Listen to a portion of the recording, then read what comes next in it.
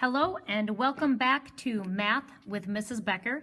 This is Calculus, and today we are looking at Chapter 0, Section 4, which really focuses on quadratics, solving using the quadratic formula as well as factoring quadratics. So the first thing that we want to make sure that you remember is what the quadratic formula, and that is x equals negative b plus or minus the square root b squared minus 4ac, and that is all over 2a. Now remember, when you are looking at quadratics, we covered this in the last section, it is ax squared plus bx plus c. Now the reason why that is important is because you'll notice within the quadratic formula, we see the variables a, b, and c. A is the value that comes before your squared term. B is the value that comes before x. C is your constant at the end of the problem. Now the discriminant, that is the b squared minus 4ac. That portion of the quadratic is very important because it tells you what kind of solutions we are going to have, also how many solutions. If your discriminant is positive, you will have two real solutions. If your discriminant is 0, you will have one real solution. If your discriminant is negative, you will have two non-real solutions. Remember, non-real means that it would be an imaginary value. So if you have a negative underneath the square root, we will have an I in our final answer. Now zeros, they are your x-intercepts. It's where your graph, and in this case we're looking at quadratics, so they are parabolas. It's where your parabolas cross the x-axis. So if you have two real solutions, that means that your parabola crosses the x-axis for real in two locations. If you have a discriminant of 0, it could look something like this. That is one real 0. If it's imaginary, what that means is that you don't really cross the x-axis. That's why your solutions are imaginary. So let's start off with just two basic find your zeros using the quadratic formula. Make sure it's in the correct order. 2 x's, 1 x's, no x's. A is the number in front of your squared term, so A is 3. B is the number in front of your single variable, so in this case it's a 2. C is the number at the end, it's a negative 1. I always start off by calculating the discriminant, so b squared minus 4ac. B is 2, so 2 squared, minus 4 times a is a 3, c is a negative 1. 2 squared is 4. Negative 4 times 3 is negative 12 times negative 1. That's a positive 12. So our discriminant is 16. So I'm going to have two real solutions. So I will have two solutions. They will not contain an I. Let's go ahead and find them. X equals negative b. B is a 2, so it's negative 2. Plus or minus the square root. Underneath the radical, that is the discriminant. We have that as 16, all over 2 times a. A is a 3. 2 times 3 is 6. I can keep going because 16 is a perfect square. The square root of 16 is 4. So to find my two real solutions, I add the values on the top, take it over 6. Negative 2 plus 4 is 2.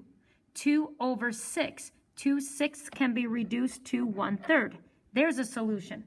Now the next one, I minus. Negative 2 minus 4 is negative 6. Negative 6 divided by 6 is negative 1. Those are your two real solutions. What that means is if I graphed this quadratic function on a coordinate plane, the parabola would cross the x-axis 1/3 of a unit to the right of the origin and 1 unit to the left. Let's look at another one. 2 with a variable, in this case it's an a, 2 A's, 1 A, no A's. A is the value in front of the squared term, so it's 11. B is the value in front of the single variable, so in this case it's -7. C is a 1. So if I go b squared minus 4ac, b is a -7, minus 4 times a is 11, times c is 1. -7 squared, -7 times -7 is positive 49, minus 4 times 11 is 44, 44 times 1 is 44. So 49 minus 44 is 5. That is a value that is greater than 0. It's a positive value. That means I have two real solutions. That looks like red. There you go. Two real solutions. So let's find them. X equals -b. B is a -7, so I use a positive 7. Plus or minus the square root. B squared minus 4ac. We already simplified that. It's a 5. All over 2 times a.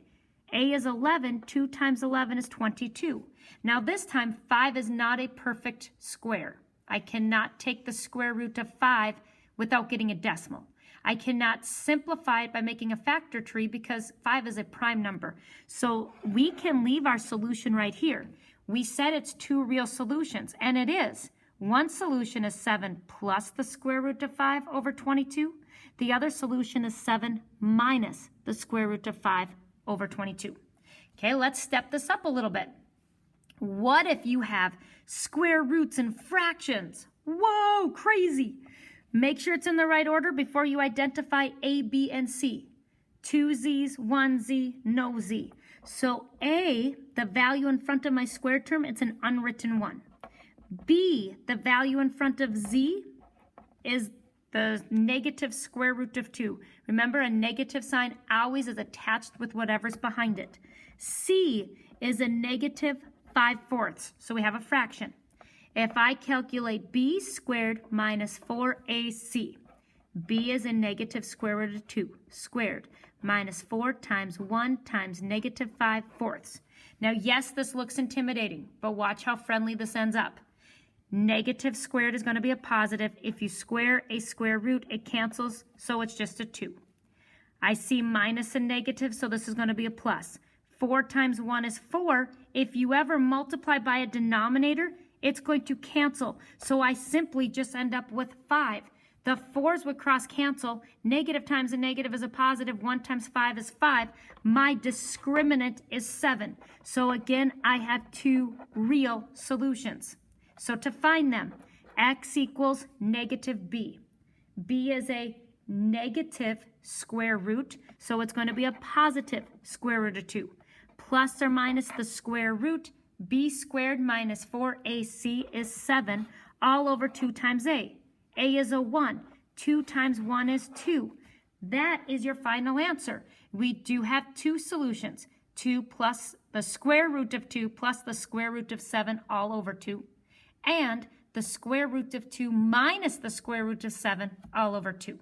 Okay, so there's a few examples of how to use the quadratic formula. Now next, when you're working with quadratics, one of the skills you need to be fairly comfortable with is factoring. So we're going to go ahead and just review some factoring techniques. If you have 1, 2, 3 terms, and there is not a number in the front, what you are doing to factor is the multiply-add method. You are trying to find two numbers that multiply to our last term, positive 16. The same two numbers have to add to the middle term, negative 10. So in this case, it's negative 8 and negative 2, because negative times a negative is a positive. 8 times 2 is 16. Negative 8 minus 2 more is a negative 10. So the way that you write this in what's called factored form is you have your variable with each value. So factored, it would be x with a negative 8, so it's shown as a minus, x with a negative 2, so it's shown as x minus 2. B, if you have two terms with a minus in between, this is the difference of squares. So what you do is take the square root of both terms. The square root of x squared is x. The square root of 1 is 1. Now for the difference of squares, you take those results and you add them, so x plus 1, and you subtract them, x minus 1, and we're done. If you have 1, 2, 3 terms and there is a number in the front, it is still the multiply add method, but this time it's a little bit trickier. We have to take the first term times the last term. So 6 times 3 is 18. You're still adding to the middle. So in this case, it's negative 9 and negative 2, because negative times a negative is positive. Negative 9 plus a negative 2 is negative 11. But because I have a number in front, these two values replace the middle. That gives me 6x squared minus 9x minus 2x plus 3. Now, one thing I want you to notice, my middle term had an x. So when I replace it with these two values, I need to make sure that they too contain that x that came with the middle term. Now I have 4 terms. If you are factoring with 4 terms, you do what is called the grouping method. That means you put parentheses around the first 2 groups and parentheses around the second 2 groups. Now you divide out their greatest common factor. I can divide both a 6 and a 9 by 3. The 6 has 2 x's, the 9 has 1. So I can remove 1x from each term. What I have left goes in the parentheses. 6 divided by 3 is 2. If I have 2 x's and I take 1 out, I'm down to 1. Minus 9 divided by 3 is 3. I had an x, I took it out. Now with grouping, I need this to match this.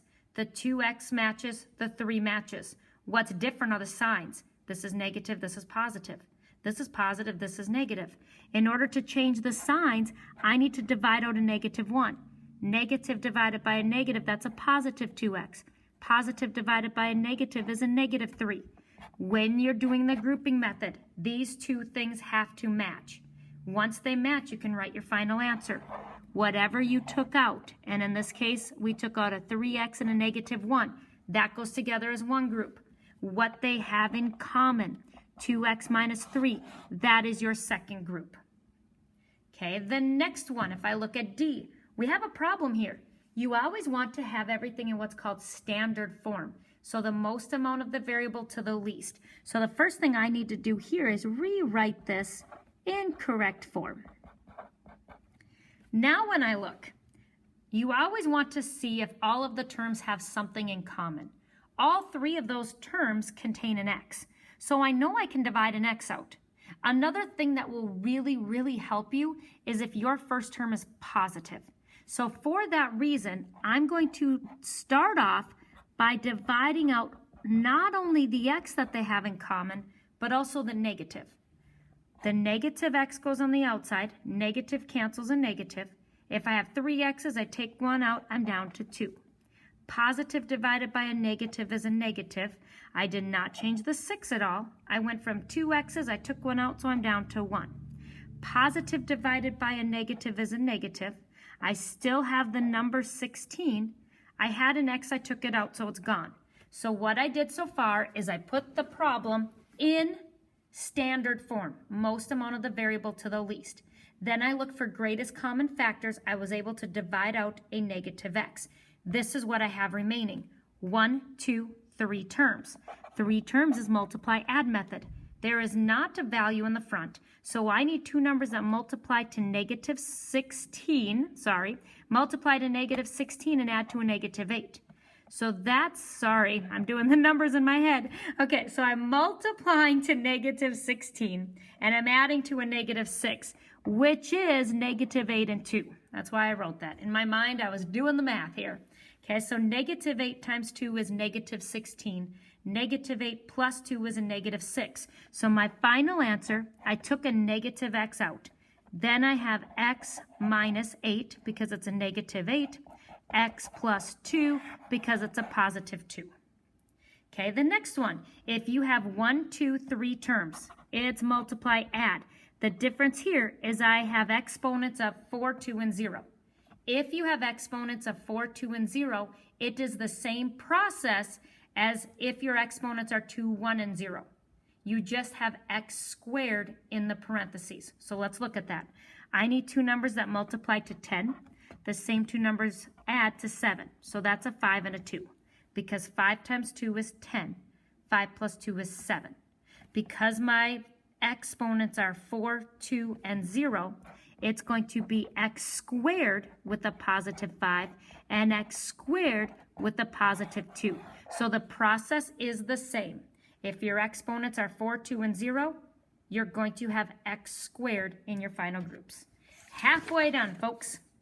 Another cool thing that we can do mathematically is you can say, if I have this parabola and this line, okay, I know this is a parabola because it is a quadratic, okay? This is a line because that's a linear function. We can find the points where they intersect. So what we want to know is where they meet. So you take the two equations and you set them equal to one another. So again, if you are finding points of intersection, take the two equations that you're looking at, set them equal to one another. Now I need to set it equal to 0 so I can find my two solutions. I know it's two solutions because I have a degree of 2. I need 2 minus x. That would cancel, that would cancel. To get it set equal to 0, I need to add 5. So now it's equal to 0. What I have left is negative x squared plus 6. I need to solve for x. So if I minus 6, negative x squared equals a negative 6. I can divide both sides by negative 1, giving me x squared equals 6. To solve for x, I need to cancel a power of 2. So I need to take the square root of each side. Square root cancels a square. X equals, anytime you cancel a power of 2, you need to include both the positive and negative of the other side. So my x values, we're looking for points of intersection. That means we're looking for ordered pairs, actual points. I have two x values, a positive square root of 6 and a negative square root of 6. Now, the cool thing is when you go to find the y value, you can fill the x value into either equation because it's the points where those two lines meet. So the y values will be the same. So be nice to yourself and pick one that's not so crazy. Like for here, all I do is replace the x with the square root of 6. Square root of 6 minus 5, there's my y value. I can't combine these because this is a square root term, this is a constant. They are not like terms, so that's your y. Here, I put a negative square root of 6 in for x minus 5. Those are your points of intersection between this parabola and this line. Let's look at another one, okay? If you are trying to find points of intersection, you take the two equations and you set them equal to one another. So 3x squared plus 9 equals 2x squared minus 5x plus 3. So I'm going to go ahead. I want my squared term to be positive. So if I minus 2x squared here and here, I would end up with a positive x squared. I need to take my negative 5x and add it to the other side. Now if I minus 3, 9 minus 3 is 6. Okay, you guys, this one is so much easier.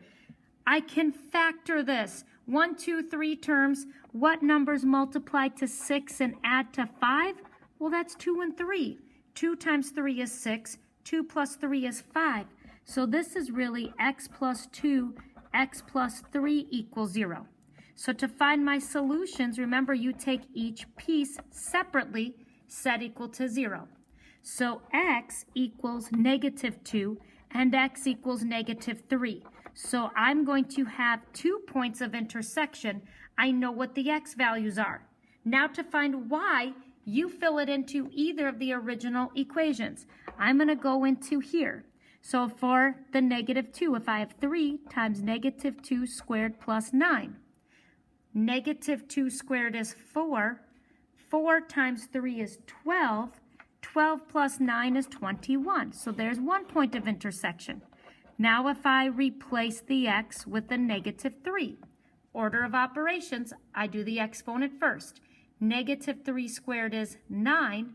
9 times 3 is 27. 27 plus 9 is 36. So if I graph this parabola and this parabola, both of them are quadratics, they would intersect or cross at two locations. One of them would be 2 units to the left, 21 units up.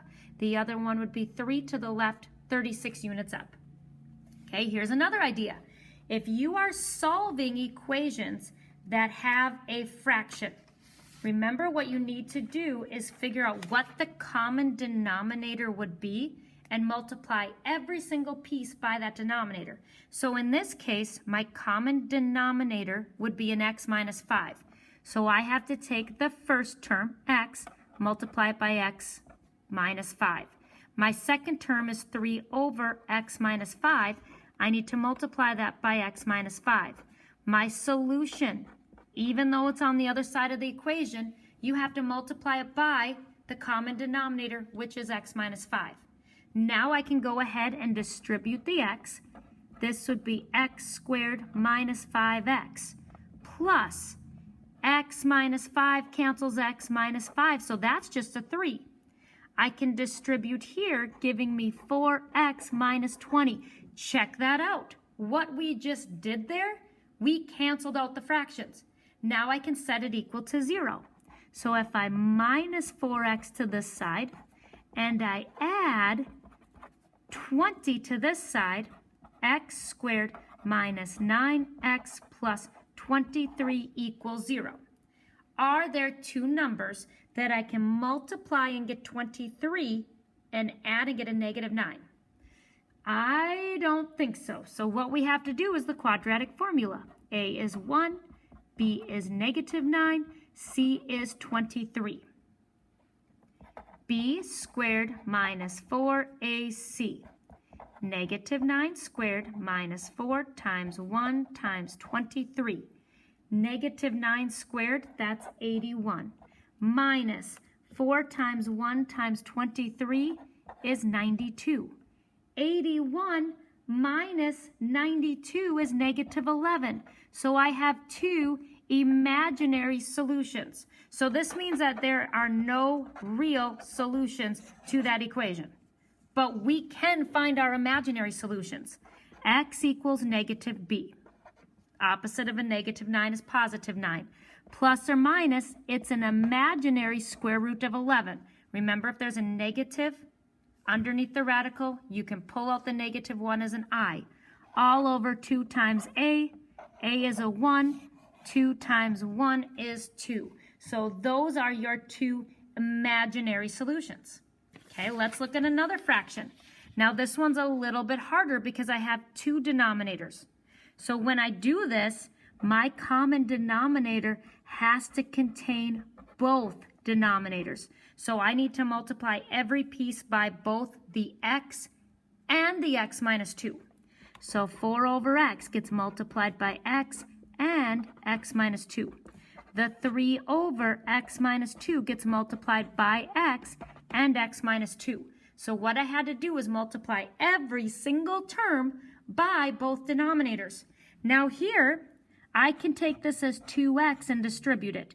2x times x is 2x squared. 2x times negative 2 is negative 4x.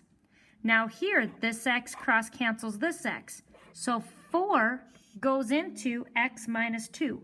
4 times x is 4x. Minus 4 times 2 is 8. This group, x minus 2 cancels x minus 2. So I have 3 times x, which is 3x. On this side, I can combine like terms. So I have 2x squared minus 4x equals 4x plus 3x makes 7x minus 8. Now I want to get this set equal to 0 so I can solve. That's what we're trying to do, is solve for x. If I minus 7x, that will cancel.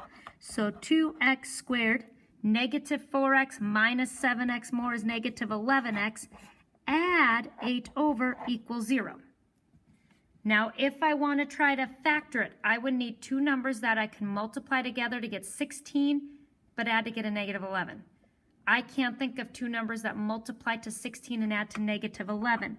So A is 2, B is negative 11, C is 8. So B squared minus 4 times A times C.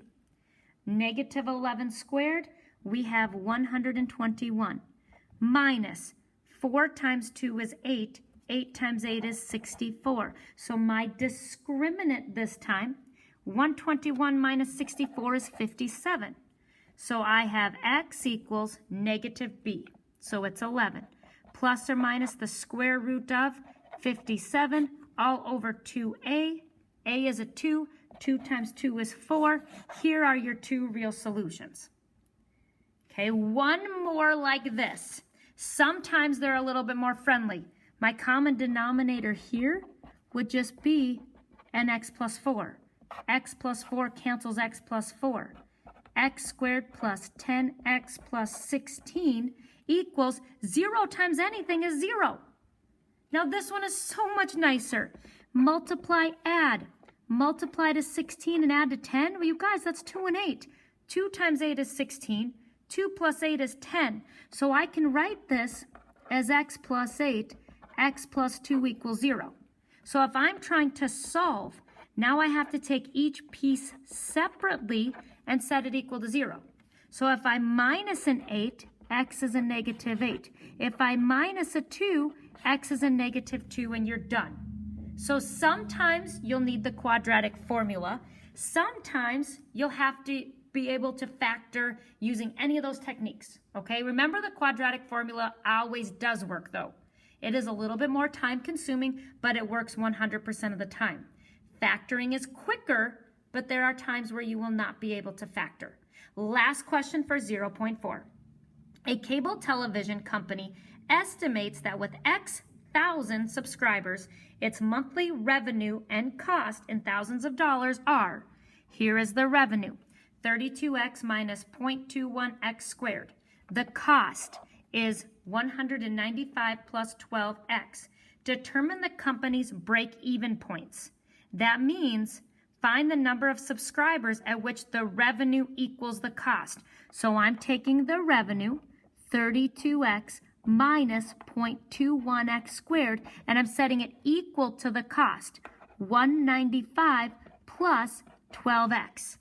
So again, I need to get the set equal to 0. I like my first term to be positive. That's just a personal preference. It's not right or wrong. But I'm going to add my 0.21x squared to the side, just so that way it's positive. If I do that, now I need to minus my 32x over. 12 minus 32 is negative 20x plus 195. So here is the formula that I can actually, or the equation that I can actually solve. Can I factor this?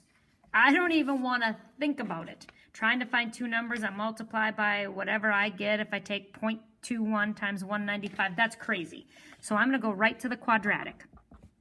A is 0.21. B is negative 20. C is 195. Quadratic. B squared minus 4 times A times C. Negative 20 squared minus 4 times 0.21 times 195.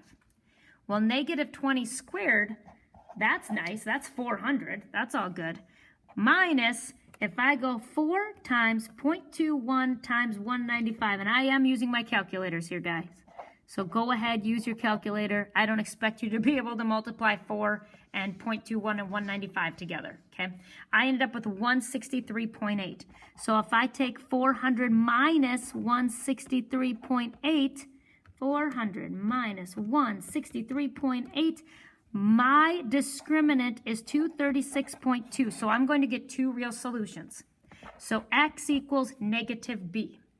It's positive 20. Plus or minus the square root of 236.2 all over 2 times a. 2 times 0.21 is 0.42. So now I need to calculate this. So I go 20 plus the square root of 236.2, hit enter. You always want to hit equals after the top. Now divide by 0.42. One solution is 84.21. The other solution, 20 minus the square root of 236.2 equals, then divide that by 0.42, I got 11.02. So we are talking about customers here is what the question was. Find the number of subscribers at which the revenue equals the cost. Okay, and so what this is, X is 1,000 subscribers, so it's approximately 84,210 subscribers, because we're going 1,000, so I have to move the decimal 1, 2, 3 places. This again is 1, 2, 3 places, so it's approximately 11,020 subscribers. These are approximate answers because we did go ahead and round. So that, my friends, was 0.4. There is a suggested assignment, some fun practice questions that you can complete out of the book. They can be found on pages 32 and 33. Peace out.